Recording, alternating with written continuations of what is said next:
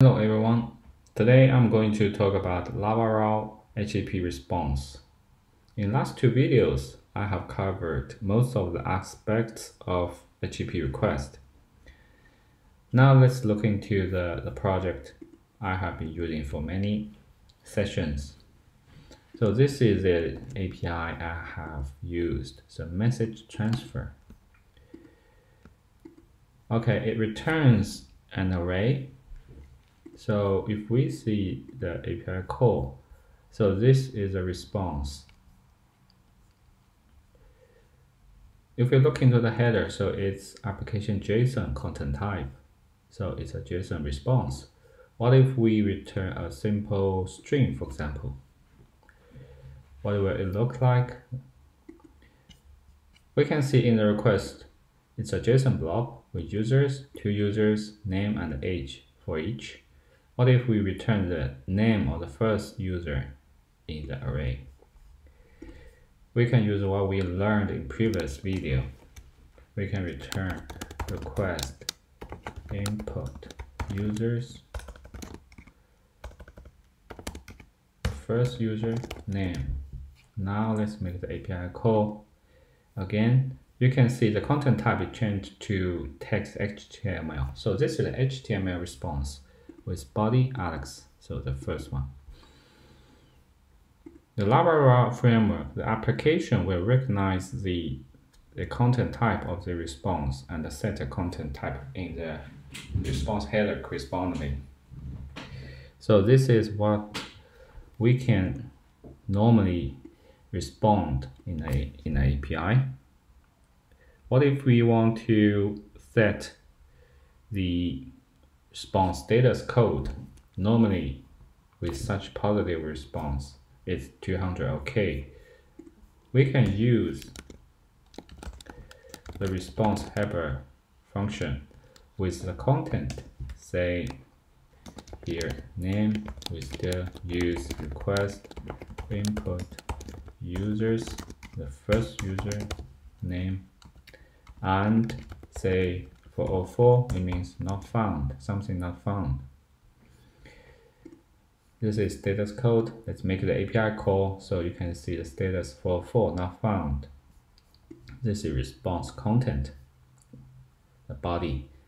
So it makes not much sense to the 404 semantically. So normally, say here we will show you some error and data not found. So this is typically what you see in the API usage. With not found, there will be some error information. So this is how you can set the status code. You might also want to set some header, the response HTTP header. You may also be aware the response helper function has a third parameter, headers. So here is a place where you can set some headers. So in this case, I'll say I want to set header x name to ABC. Now let's make the API call again. Headers, you can see the x name ABC. So that's how we can set a response header.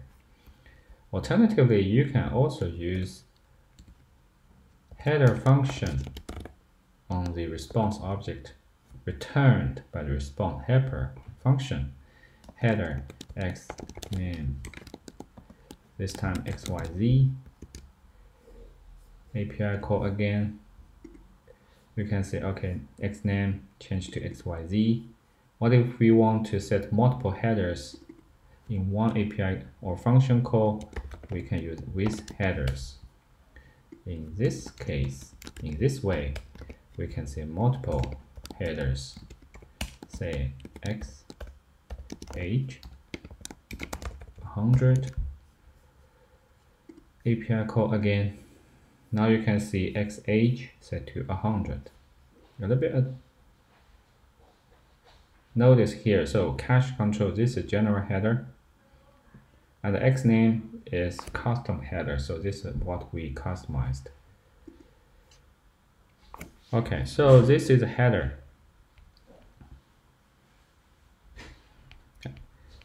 It has already covered most of the cases in your day-to-day Laravel application development. The last thing I want to talk about is redirect. Sometimes we want to redirect due to some specific requirement. If we look into the API routes, we can see here there's already one route for redirect. So let's redirect message transfer to a different one, API message send, for example. It's this guy. Okay, so we can redirect here.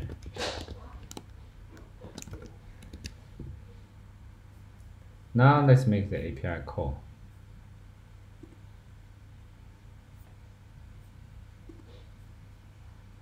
You can see this is the response from the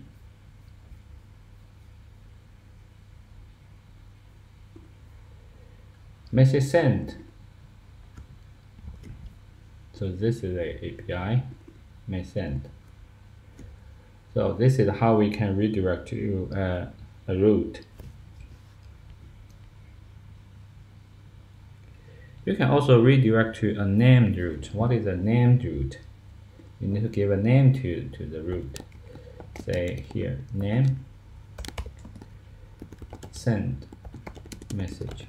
So this route has a name, send message. Now we can redirect it to a route. So we can use route function on the redirect function returned object. Say send a message. Let's also make some change here. So this is a message sent. Return, we say message sent. Okay, let's see. Now you can see the request got redirected to the message send route. So this is the response from that API. So this is how we can redirect to a named route.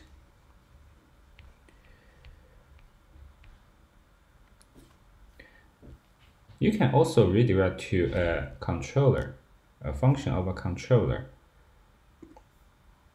which means instead of redirect to route send message, you can also use controller and a function to identify where you want to redirect it to. So you can use the action. Here is something what you do in similar as what you do here in the route definition. The message send. Let's see. So this is similar as how you define the route. So it will also be redirected to the send function. So you need to use the action function to do it. It's the same effect you see here. It's also redirect to message send function. What if you want to redirect to some external URL or site domain? Then you can use away. According to the documentation, you can also see here, this is to create a new redirect response to an external URL.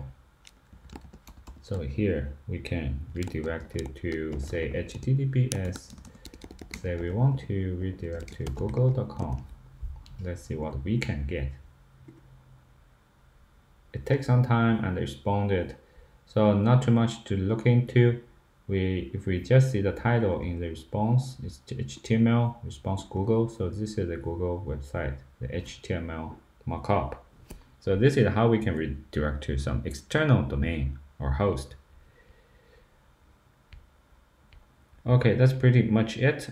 I'm not going through the view responses here, as it will take, probably it will be done in the other video. It can be a separate topic. So it will cover how to set up the view template, how to pass parameters to that specific view, as well as the corresponding response header. Okay, for now, I think that's it for today. If you feel it's useful, don't forget to thumbs up and subscribe to the channel. Okay, I think that's the first part of the Laravel HTTP response. Thanks. See you next time. Bye bye.